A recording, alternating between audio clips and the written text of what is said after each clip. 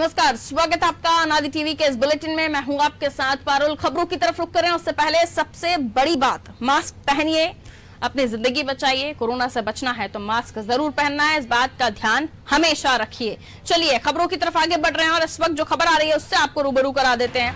आपको बता दें इस वक्त जो खबर हमें मिल रही है, भोपाल से वरिष्ठ पत्रकार शिव अनुराग पटेरिया जी नहीं रहे। कोरोना पॉजिटिव थे शिव अनुराग पटेरिया जी। एक बड़ी क्षति पत्रकारिता जगत को, मध्य प्रदेश के पत्रकारों के बीच अपूर्णीय क्षति। एक ऐसा नाम पत्रकारिता जगत का जो हर एक को उसे व्यक्तिगत क्षति लग रहा है, क्योंकि शिव अनुराग पटेरिया पत्रकारिता जगत में एक ऐसा ही नाम थे।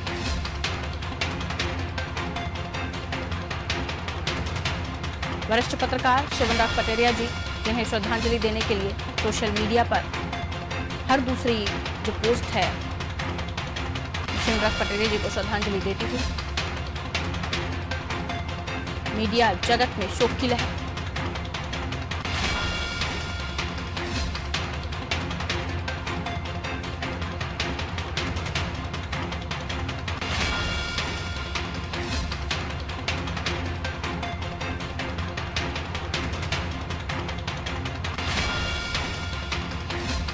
शिव अनुराग पटेरिया जी काफी मिलनसार रवैया, डाउन टू अर्थ नेचर जिन्हें कहते हैं, ये उन पत्रकारों में से थे जो हमेशा दूसरे पत्रकारों को आगे बढ़ाने में यकीन रखते थे। और न जाने कितने ऐसे पत्रकार आज पत्रकारिता जगत में नाम कमाकर बैठे हुए हैं जो शिव अनुराग पटेरिया जी के ट्रेन किए हुए हैं, शिव अनुराग पटेरिया जी के सिखाए हुए हैं।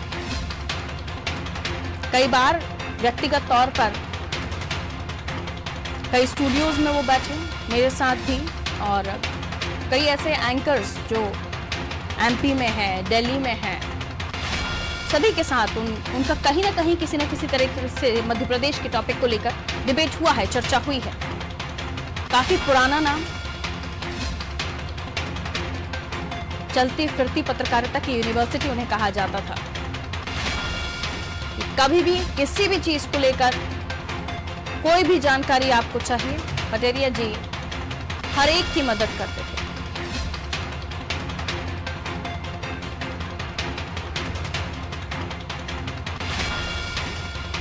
शिव अनुराग पटेरिया जी इंदौर के बॉम्बे हॉस्पिटल में एडमिट हुए थे कोरोना पॉजिटिव होने के बाद। उनका ट्रीटमेंट चल रहा था और हार्ट अटैक आने की वजह से उनकी मृत्यु हुई। बताया ये भी जा रहा है कि पत्नी भी अभी एडमिट है, लेकिन इस खबर ने पत्रकारों को हिलाकर रख दिया, पत्रकारिता जगत को हिलाकर रख दिया, खासतौर पर मध्य प्रदेश। बुंदेलखंड की शान उन्हें कहा जाता था। बुंदेलखंड को लेकर काफी चिंतित वो रहते थे। हर बार जब आवाज उठाई उन्होंने बुंदेलखंड को लेकर जरूर उनकी बात रही।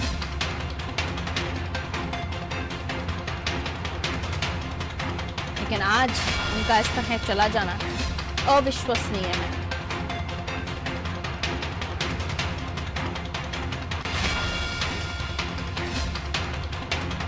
उन्होंने कई ऐसी किताबें लिखी जिनका कलेक्शन काफी अच्छा है और लोगों ने भी काफी उनकी किताबों को पसंद किया।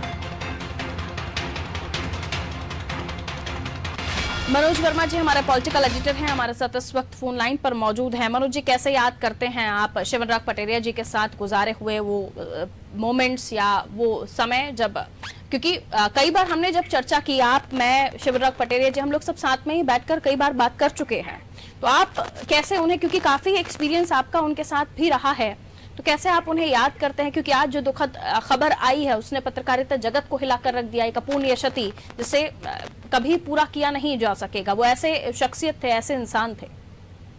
बिल्कुल निश्चित तौर पर पारुल जी, अगर कहें कि मध्य प्रदेश की पत्रकारिता के लिए एक बड़ी क्षति है। कई सारी किताबें उन्होंने लिखी और व्यक्तिगत तौर पर हम देखते हैं कई सारे मीडिया कर्मियों, पत्रकारों को जो 5-10 साल में ही उनकी स्थिति होती कि अपने जो सहयोगी हैं उनसे भी ठीक से बात नहीं करते थे। लेकिन उनकी जो आदत थी पटेरिया जी को, हमेशा कहते थे कि मैं कम उम्र के लोगों से दोस्ती करता हूँ, सम्मान करता हूँ, उनसे दोस्ती बढ़ाता हूँ, उनके भाई जैसा रखता हूँ, क्योंकि ये जो लोग हैं नई पीढ़ी के, इनसे मुझे सीखने को मिलता है। पिछली बार उनसे मुलाकात हुई थी जब मुख्यमंत्री ने चाय पर बुलाया था कुछ पत्रकारों को मिंटो हॉल में, तब भी उसी खुशनुमा अंदाज में वो खिलखिलाते हुए मिले थे और कहा था कि अच्छे से तरक्की करो, अनादि टीवी बहुत अच्छा कर रहा है और बेहतर कर सकते हैं। जब भी वो मिलते थे तो कभी ऐसी बातें नहीं करते थे, हमेशा सकारात्मक जो एक दृष्टिकोण था उनका हर चीजों को लेके, हमेशा पॉजिटिव अप्रोच रही थी उनकी, कभी वो नेगेटिव सोच रखते ही नहीं थे। हमेशा सिखाने की कोशिश करते थे, समझाया करते थे कि राजनीति इस दिशा में जा रही है, इन चीजों का ध्यान रखना चाहिए, समाज इस दिशा में जा रहा है, इन चीजों का ध्यान रखना चाहिए। एक पत्रकार के नाते एक कैसे आपको सजग रहना चाहिए, सतर्क रहना चाहिए, आसपास के घटनाक्रमों पर कैसे पैनी नजर रखना चाहिए, कैसे मदद करना चाहिए लोगों की, और कभी भी इस बात का घमंड नहीं करना चाहिए कि आपको ये संबंध किन किन से है, किन किन के साथ अप्रोच है, क्योंकि हमेशा वो कहते थे कि ये संबंध आपके निजी पूंजी है, लेकिन इसका आपके परिवार या बाकी लोगों को लेना देना नहीं है। तो कभी भी इसके रोग अपने सहयोगियों पर, मित्रों पर, परिवार पर मत गांठिएगा कि आप इतने बड़े पत्रकार हैं। तो हमेशा एक सहज सरल स्वभाव के रहते थे, और यही कारण है कि जब किसी महफिल में, किसी प्रेस कॉन्फ्रेंस में, किसी आयोजन में मिलते थे तो उनके पास उनके हमरूम लोगों की भीड़ नहीं होती थी। वो हमेशा ऐसे लोगों के बीच जाते थे जो उनसे कम उम्र के हों, उनके साथ उनको बतियाना अच्छा लगता था, उनको सिखाना अच्छा लगता था, और वो हमेशा एक तरह से सीख देते थे। वो कभी एक नसीहत इस टाइप से नहीं देते कि आपको ये करना ही है, वो हमेशा अपनी बात कहते थे कि एक अच्छे पत्रकार को, एक अच्छे इंसान को ये करना चाहिए, लेकिन वो अपनी बात कभी थोपते नहीं थे। राजनीति के बारे में उनका अपना अप्रोच थी, जो उनका विश्लेषण था वो बिल्कुल इतना सटीक हुआ करता था, जैसा आपने भी जिक्र किया कि हमने नजदीक से देखा चुनाव के समय, उपचुनाव के समय, या तमाम सारे जो राजनीतिक घटनाक्रम घटते रहते थे, उनपे जो उनकी पैनी नजर थी, उसका जो विश्लेषण करते थे, उसका फायदा दर्शकों को मिलता था। राजनेताओं के साथ उनके अच्छे संपर्क थे, लेकिन इसका उन्होंने कभी गुमान नहीं किया। पर बिल्कुल मनु जी, और ऐसे वक्त में जब हम कोरोना काल में ऐसी ऐसी खबरें सुन रहे हैं, हर एक रोज जब हम पढ़ते हैं, तो कोई ना कोई व्यक्तिगत क्षति ऐसा लगता है कि अब न जाने का भी ये सिलसिला खत्म होगा, ये जो मौत के आंकड़े हैं ये आना कम होंगे। खुद मुख्यमंत्री साहब ने भी उनसे हालचाल जाना था, क्योंकि अभी भी ये कहा जा रहा था कि पत्रकार जो है कोरोना वॉरियर्स अब उन्हें बताया गया है, फ्रंट लाइन में उन्हें भी रखा गया है, लेकिन कई ऐसे लोग भी हैं सर जो अभी भी वर्क तो मीडिया लाइन में ही करते हैं, लेकिन वो शायद उस क्राइटेरिया में नहीं आते हैं। तो आपको लगता है कि इस बारे में आप संज्ञान लेना चाहिए मुख्यमंत्री साहब को?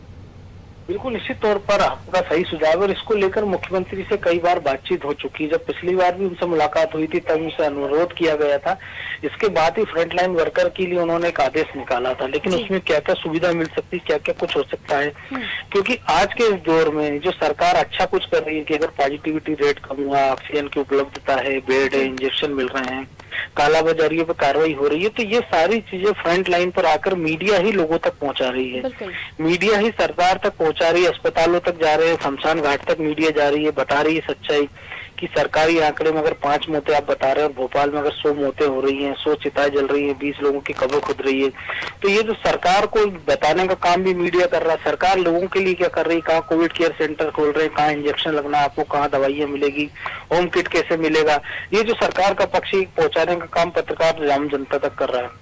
लेकिन पूरे 1 साल में उसकी पूरे तौर पर अनदेखी हुई है, और यही कारण है कि अगर हम भोपाल की बात करें, मध्य प्रदेश के तमाम हिस्सों की, तो कई सारे वरिष्ठ पत्रकार या पत्रकारों के परिजन अपनों को खो चुके हैं। इसके बाद अब उम्मीद की जा रही है कि शायद मुख्यमंत्री गंभीरता से इस बात में विचार करेंगे, क्योंकि अभी जो एक आदेश निकाला उसमें ये कहा है कि एक शर्त जोड़ी गई है कि जो अधिमान्य पत्रकार है उनको योजना का लाभ मिलेगा, लेकिन अब पत्रकारों का एक बड़ा तबका ऐसा भी है जिनके पास अधिमान्यता कार्ड नहीं है, क्योंकि आपने कोटा फिक्स किया हुआ है किसी एक संस्थान का कि आपको किसी चैनल में इतने लोग राज्य स्तरीय रहेंगे, जिला स्तरीय, तहसील स्तरीय रहेंगे, किसी एक अखबार में इतने लोग रहेंगे, उस अखबार के सर्कुलेशन या उस चैनल के हिसाब से गाइडलाइन के हिसाब से अपने गाइडलाइन बनाई है, जिसमें पूरे मध्य प्रदेश की बात करें तो मुश्किल से 3 या 4 हजार लोग उसके दायरे में आ रहे होंगे, और उनमें भी एक बड़ी संख्या उन लोगों की भी है जो बुजुर्ग पत्रकार है, जो घरों में है। तो जो युवा पत्रकार फील्ड में जा रहा है, जान जोखिम में डाल रहा है, सरकार को अपनी चीजें बता रहा है, सोसाइटी को बता रहा है कि कोरोना से कैसे बचिए, सरकार आपके लिए क्या इंतजाम कर रही है, तो उसके लिए भी एक सरकार को निश्चित तौर पर पहल करना चाहिए। शायद इस जो आपने कहा इसके बाद शायद मुख्यमंत्री इस पर संज्ञान लें और जो बाकी पत्रकार है उसको भी इस दायरे में लाए। बिल्कुल, बहरहाल शुक्रिया मनोज जी बातचीत करने के लिए। तो हम चर्चा शिवनराग पटेरिया जी को लेकर कर रहे थे, क्योंकि वो भी एक ऐसे व्यक्ति थे जो चाहते थे कि जो नए पत्रकार भी हैं, जिनको अभी कम अनुभव है, वो भी आगे बढ़ें, और उनकी चाहत की हर तरह से वो लोगों की मदद कर सके। उनका जो स्वभाव था वो यही कि चाहे वो अपने ज्ञान से लोगों की मदद कर सकें, अपने एक्सपीरियंस से लोगों की मदद कर सकें या फिर किसी अन्य तरीके से। और ये जो खबर सामने आई है इसने पूरे पत्रकारिता जगत को, मध्य प्रदेश के पत्रकारों के लिए किस तरह से ये खबर सामने आई। शोक की लहर तो है ही, लेकिन अपूर्णीय क्षति जिसे कभी पूरा नहीं किया जा सकता, क्योंकि कई ऐसे पत्रकार मध्य प्रदेश के नामी पत्रकारों में गिने जाते हैं जो उन्हीं के सिखाए हुए हैं, उन्हीं के ही ट्रेन किए हुए हैं। जैसे में एक बड़ी क्षति।